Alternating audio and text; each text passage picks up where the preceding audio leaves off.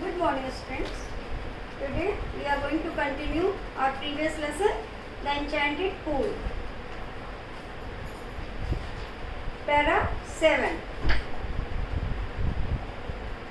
What is that by giving of which man becomes rich? Desire. If man gives up being greedy, he will become wealthy. What makes one a real Brahmana? Is it birth, good conduct or learning? Answer decisively. Birth and learning do not make one a Brahmana. Good conduct alone does.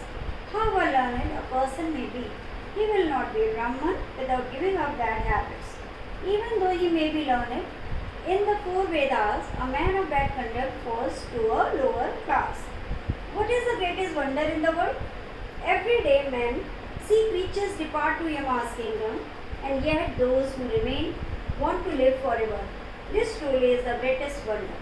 Thus the Yaksha put many questions and Yudhishthira answered them all. Do you remember what I have told in the previous lecture?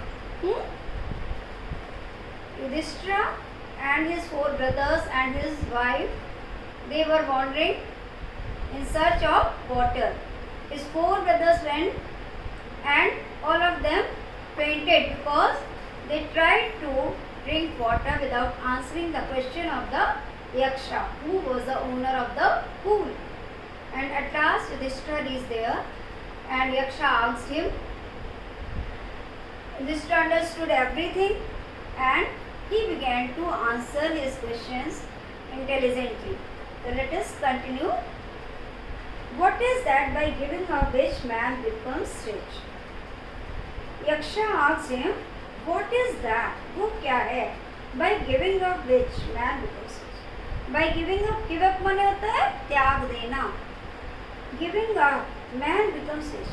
वो क्या है जिसको त्यागने से इंसान अमीर हो जाता है? कोई चीज़ आप अगर आप छोड़ देती है तो आपके पास वो चीज़ कम हो जाती है. लेकिन यहाँ क्या कहना है कि उसे त्यागने से आप अमीर हो जाते हैं. Desire, if man gives up being greedy, he will become. जिसके ने कहा इच्छाएं, यदि इंसान अपनी इच्छाओं को त्याग दे तो वो क्या हो जाएगा? अमीर हो जाएगा, क्योंकि वो संतुष्ट हो जाएगा.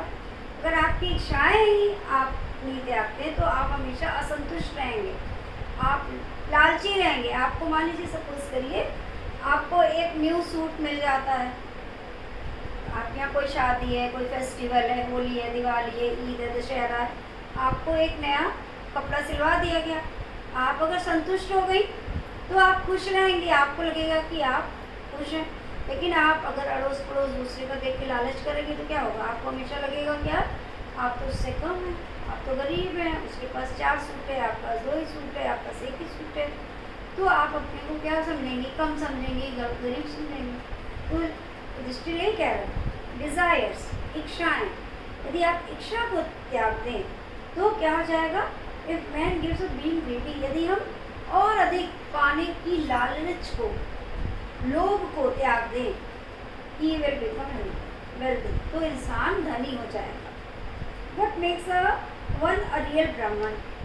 अब यक्ष ने एक अगला क्वेश्चन क्या पूछा? What makes a man real ब्राह्मण? इंसान को कौन सी चीज़ एक सच्चा ब्राह्मण बनाती है? एक तो होता है बाई कास्ट ऑफ ब्राह्मण है, यहाँ है सच्चा ब्राह्मण किससे बनता है? Is it birth, good conduct और learning? Answer decisively.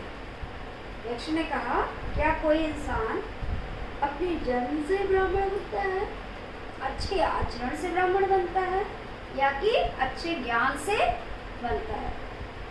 Answer decisively. तर्कपूर्ण उत्तर दो. कोई एक शब्द से मैं संतुष्ट नहीं होगा, जो 2 चीज़ आप नकारें उसके बारे में भी बताएं. Birth and learning do not make one a Brahmin. Yudhishthir ने कहा, जन्म और ज्ञान से कोई व्यक्ति अच्छा ब्राह्मण, सच्चा ब्राह्मण नहीं बनता. Good conduct alone does. अच्छे आचरण से ही वो एक अच्छा ब्राह्मण बनता है. However learned a person may be, he will not be a Brahman without giving up bad habits. कोई इंसान कितना भी ज्ञानी क्यों ना हो जाए, यदि वो अपनी बुरी आदतों, बैड हैबिट्स को नहीं त्यागता है तो वो ब्राह्मण नहीं हो सकता। यदि उसमें बहुत सारी बुराइयां हैं बहुत सी गंदी आदतें हैं तो वो ब्राह्मण नहीं हो सकता। Even though he may be learned in 4 Vedas, a man of that conduct falls to a lower class. भले ही कोई व्यक्ति चारों वेदों का अध्ययन कर ले, चारों वेदों का उसे ज्ञान हो जाए, लेकिन खराब आचरण वाला व्यक्ति निम्न श्रेणी में आता है, वो ब्राह्मण की श्रेणी में नहीं आएगा। What is the greatest wonder in the world? अब यक्ष ने क्या प्रश्न पूछा? दुनिया का सबसे बड़ा आश्चर्य क्या है? आप लोगों से पूछे तो आप 7 वंडर्स ऑफ द वर्ल्ड बताएंगे, लेकिन यमराज ने जो पूछा, यक्ष ने जो पूछा, दुनिया का सबसे बड़ा आश्चर्य क्या है? Every day man sees creatures depart to Yama's kingdom, yet those who remain want to live forever. सबसे बड़ा जो है आश्चर्य यही है कि हम प्रतिदिन लोगों को मरते हुए देखते हैं। यमास किंगडम, यम के राज्य में जाते हुए देखते हैं। यम कौन है? मृत्यु के देवता हैं। उनके राज्य में कब जाते हैं? मृत्यु के बाद जाते हैं। कहते हैं हम प्रतिदिन प्राणियों को यमलोक जाते देखते हैं। यमास किंगडम माने Yamalok. And yet those who remain want to live forever. लेकिन जो लोग अभी जीवित हैं वो चाहते हैं कि वो हमेशा जीवित रहेंगे, उनकी कभी मृत्यु नहीं होगी। This truly is the greatest wonder. वास्तव में ये सबसे महान आश्चर्य है। Thus the Yaksha put many questions and Yudhishthira answered them all. इस तरह यक्ष ने बहुत सारे प्रश्न किए, युधिष्ठिर ने उन सभी का उत्तर दिया। In the end, the Yaksha asked, "O king, one of your dead brothers can now be revived. Who do you want to come back to life?" अब अंत में यक्ष ने उनसे कहा, अरे राजा, आपके मृत भाइयों में से, आपके जो चारों भाई मेरे प्रश्नों को उत्तर न देने के कारण मार दिए गए मेरे द्वारा, उनमें से एक को मैं जीवित कर सकता हूँ। Who do you want to come back to life? आप उनमें से किसको जो है चाहते हैं कि वो पुनर्जीवित हो जाए?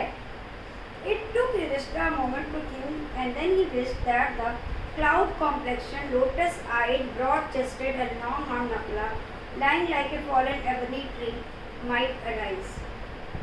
अब युधिष्ठिर को इसका निर्णय करने में एक क्षण लगा।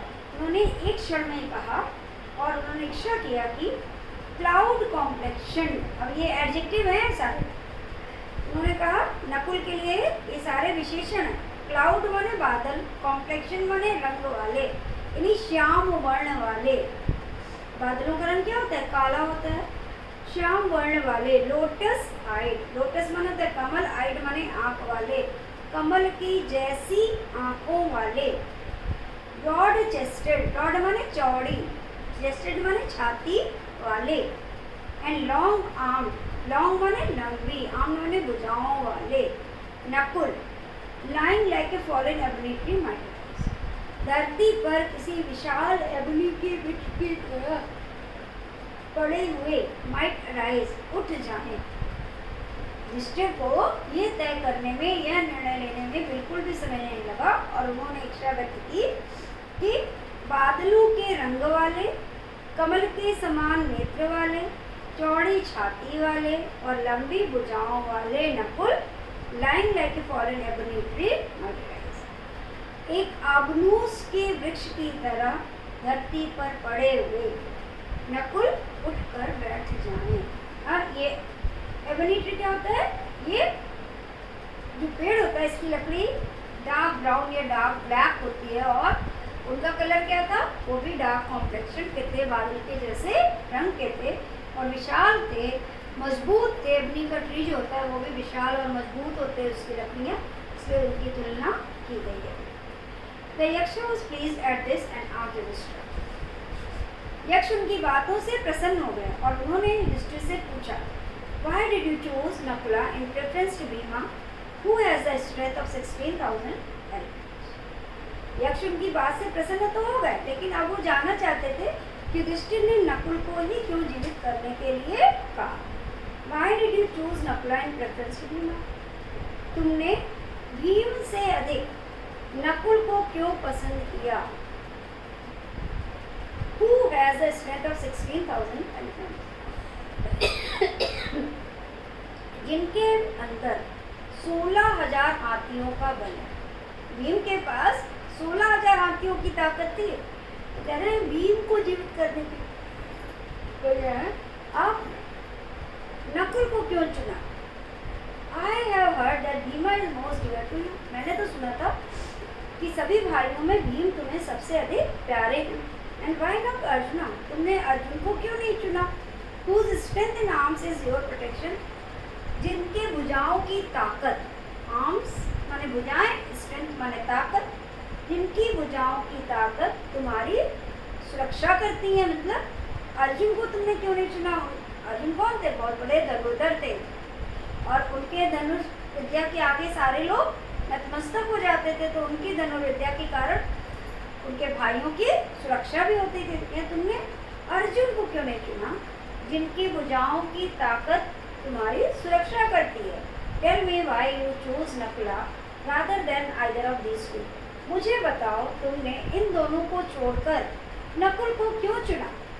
युधिष्ठिर replied, ओ यक्षा, धर्म is the only shield of man and not Bhim और अर्जुन। युधिष्ठिर ने उत्तर दिया, अरे यक्ष, मनुष्य की एकमात्र सुरक्षा कवच उसका धर्म है, ना कि भीम और अर्जुन। मतलब यदि मैं धर्म के मार्ग पर चलूंगा तो मेरी सुरक्षा अपने आप हो जाएगी और अधर्म के मार्ग पर चलते हुए भीम और अर्जुन भी मेरी सुरक्षा नहीं कर पाएंगे। इफ धर्म is given up man will be doomed. यदि मैं धर्म का त्याग कर दूंगा तो मैं नष्ट हो जाऊंगा। कह रहा है इफ धर्म इज गिवन अप, यदि धर्म का त्याग कर दिया जाए, मैन विल बी डूम्ड, मनुष्य बर्बाद हो जाएगा, नष्ट हो जाएगा। Kunti and Madri were the two wives of my father. मेरे पिता की दो पत्नियां थी। उनके पिताजी के पांडु जो थे, उनके पिताजी, उनकी तो डेथ हो चुकी थी और उन्होंने दो विवाह किया था। उनकी पहली पत्नी का नाम था कुंती और दूसरी का था माद्री। मेरे पिताजी की दो पत्नियां थी। I am alive a son of Kunti. मैं कुंती का एक बेटा जीवित हूँ। And so she is not completely grieved. इसलिए वह पूरी तरह से दुखी नहीं है। मीन्स उनके तीन बेटे थे, युधिष्ठिर, भीम और अर्जुन, और माद्री के दो बेटे थे, नकुल और सहदेव। उन्होंने कहा कुंती का एक बेटा मैं जीवित हूँ। In order that the scales of justice may be even, I asked the Madri son Nakula very well. In order that the scales of justice, scale of justice माने होता है, स्केल माने होता है तराजू। तो न्याय का तराजू संतुलित रहे, बैलेंस में रहे, इसलिए मैं चाहता हूँ कि माद्री के पुत्र नकुल पुनर्जीवित हो जाए। मतलब मेरी एक माता तो खुश रहेगी और उसका दूसरा बेटा भी अगर जी जाए, लेकिन दूसरी माता दुखी हो जाएंगी। इसलिए दोनों माताओं का एक एक पुत्र जीवित रहना चाहिए। The Yaksha was most pleased with the Yudhishthira's impartiality and granted that all his brothers would come back to life. यक्ष युधिष्ठिर की इस इम्पार्शियलिटी, पार्शियलिटी माने क्या होता है? पक्षपात। इम्पार्शियलिटी माने निष्पक्षता पूर्ण रवैये से इतने खुश हो गए।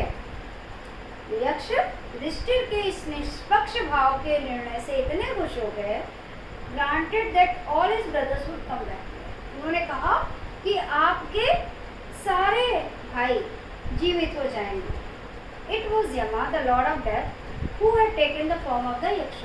ये यमराज थे जो कि मृत्यु के देवता हैं और जिन्होंने यक्ष का रूप धारण किया था। So that he might see Yudhishthira and test him, ताकि वो युधिष्ठिर से मिल सकें और उनकी परीक्षा ले सकें। He embraced Yudhishthir and blessed him. उन्होंने युधिष्ठिर को गले से लगाया और उन्हें आशीर्वाद दिया। Then he disappeared. और फिर इसके बाद वो वहाँ से गायब हो गए, अंतर्ध्यान हो गया, लुप्त हो गया। बच्चों ये आपका लेसन कंप्लीट हो गया और इसमें से अब आपको कॉम्प्रिहेंशन क्वेश्चन आते हैं एग्जाम में। आपको कॉम्प्रिहेंशन क्वेश्चन करने हैं। आपकी बुक में जितने भी कॉम्प्रिहेंशन के पैसेज हैं उन सबको आप सॉल्व करिए। उनको इतना यहाँ लिखना तो पॉसिबल है नहीं बच्चों, और बुक में दिया हुआ भी लिखने का कोई मतलब भी नहीं है। तो आपकी बुक में जितने भी पैसेज दिए हैं कॉम्प्रिहेंशन वाले वो सारे आप सॉल्व करिए। यदि किसी का आंसर नहीं आता तो आप मुझसे पूछ सकते हैं। और इसके अलावा इसमें आपके शॉर्ट आंसर और लॉन्ग आंसर भी आपको तैयार करने हैं, तो वो भी आप करिए। और सबसे ज़रूरी काम आपका जो इसमें ग्लॉसरी दिया होता है जिसमें वर्ड मीनिंग होती है, तो आपका एक क्वेश्चन ये भी आता है ना match the words with their meaning आता है, एक एक्सरसाइज आती है ना। और आपने लास्ट ईयर में देखा था कि मैं क्या करती थी, मैं आपको सारे वर्ड्स जो आपके ग्लॉसरी में वर्ड्स होते थे उसका हिंदी और इंग्लिश दोनों मीनिंग लर्न करवाती थी, ताकि आपका पूरा चैप्टर तैयार रहे, आपका कहीं भी कोई फिल इन द ब्लैंक्स आए, कोई नया सा कॉलम आए, और आप जब आंसर लर्न करें, जब आप कॉम्प्रिहेंशन करें तो आपको कोई प्रॉब्लम ना हो। तो आप ये सारे भी याद कर लीजिएगा। और जब आपका स्कूल खुलेगा, जब हम लोग फेस टू फेस मिलेंगे, मैं इसमें से लास्ट ईयर की तरह ही डिक्टेशन बोलूँगी और आप डिक्टेशन में एक एक वर्ड एक एक लाइन में लिखेंगे और बाद में इंग्लिश टू इंग्लिश मीनिंग भी लिखेंगे। यानी आपका दोनों काम एक साथ होगा, डिक्टेशन भी होगा, वर्ड मीनिंग का भी टेस्ट होगा, और आप इसमें से और भी जो भी एक्सरसाइज है वो करिएगा। देखिए, हम आपको होमवर्क में ये आपको सारी एक्सरसाइज दे रहे हैं जो इसके बुक के पीछे दी हुई है, और इसका लॉन्ग आंसर मैं आपको लिखवा दूँगी। ठीक है, आई थिंक काफ़ी सारा हो गया है, आप इसको और कर लीजिए। इसमें कई पैसेज हैं, सारे तो आपको करना मुश्किल हो जाएगा, तो कम से कम आपको मैं एक दो पैसेज बता दे रही हूँ, वो वाले तो कर ही लीजिएगा। एक तो आप फर्स्ट वाला जो पैसेज है, डिस्ट्रा won't waited for his brothers, एक ये कर लीजिएगा। मतलब रफ कॉपी में तो आप पूरे कर लीजिएगा, और फेयर में आप फर्स्ट वाला कर लीजिएगा। और ये आपका जो 10th वाला पैसेज है, डिस्ट्रा replied, O Yaksha Dharma is the only shield of man and not Bhima and Arjuna, यहाँ से लेकर आप पूरा जो है 11th तक का। The Yaksha was most pleased with डिस्ट्रा, impartiality granted that all his brothers would come back to life। दोनों पैराग्राफ का कंबाइंड जो है कॉम्प्रिहेंशन के क्वेश्चन आप कर लीजिएगा, और ग्लॉसरी के वर्ड मीनिंग्स कर लीजिएगा। और ये मैच द कॉलम जो दिया हुआ है, जब आप वर्ड मीनिंग करेंगे तो मैच द कॉलम भी आपका हो ही जाएगा, उसे आप अच्छे से तैयार कर लीजिएगा। ओके, नेक्स्ट टाइम हम लोग सप्लीमेंट्री का एक लेसन पढ़ेंगे। चलिए, ओके, थैंक यू, बाय।